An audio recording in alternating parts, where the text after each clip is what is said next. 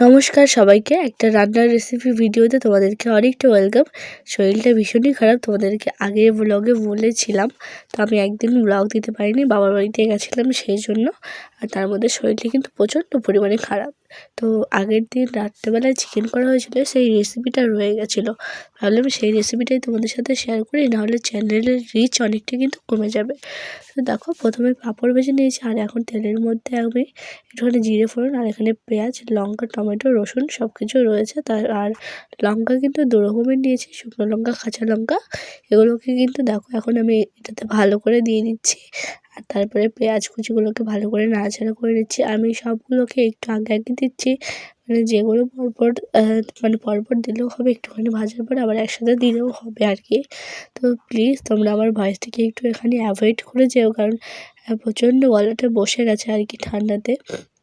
তো পরের ব্লগে আমি পুরোটাই তোমাদের সাথে শেয়ার করব কেন এমন হয়েছে আর কি। তো আর যারা রান্নার রেসিপি দেখার জন্য আমার ভিডিওতে এসেছো তাদেরকে বলে রেখেছি, এটা কিন্তু আমার ব্লগিং চ্যানেল। যেহেতু আমার শরীরটা খারাপ আর আমি ভিডিও করতে পারিনি, সেই জন্য কিন্তু তোমাদের সাথে আজকে আমি এটা শেয়ার করছি। আশা করি গলাটা শুনে অনেকটাই বুঝতে পারছো আর কি। তো দেখো, লবণ দিয়ে একটুখানি নাড়াচাড়া করে নিয়েছি ভালো করে। তারপরে এখন হলুদটা দিয়ে হালকা নাড়াচাড়া করে এখানে কিন্তু 500 গ্রাম চিকেন আনা হয়েছে। কালকে যেহেতু আমার মেকআপের ক্লাস রয়েছে আর কি, তো সেখানে যেতে হবে বলে আজকে রান্নাটা করে রাখছি, যাতে আমার কালকে সকালবেলা তাড়াহুড়ো না হয় আর কি। তো এখন দেখো, এটাকে ভালো করে নাড়াচাড়া করে এক জায়গায় রেখে থালা চাপা দিয়ে ঢাকা রেখে দিয়েছি। তো 5 মিনিট মতো সেদ্ধ করে নিয়েছিলাম, তারপর দেখছি অনেকটা পরিমাণে জল রয়ে গেছে।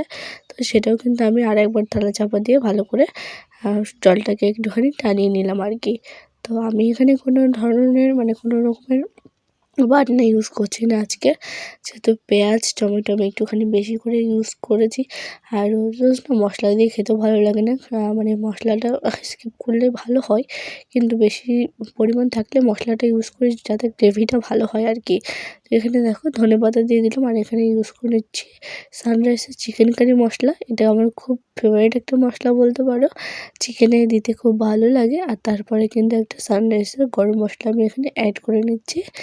আর এই দুটোই কিন্তু আমার ফেভারিট তরকারির মধ্যে। আর একটা রয়েছে সানরাইজের সবজি মশলা, তোমরাও কিন্তু ইউজ করতে পারো।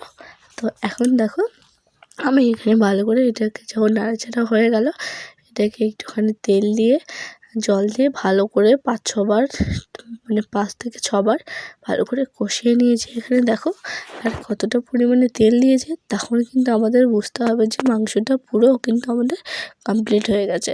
তো আমি এখানে বেশি গ্রেভি করছি না, একটুখানি যেহেতু একবেলার জন্য করব, রাত্রে আজকের তরকারি রয়েছে, কালকের জন্য শুধু করছি এটা। কালকে তো সকালে আমাদের চিকেন নিয়ে আসার সময় নেই বা রান্নারও সময় নেই আর কি।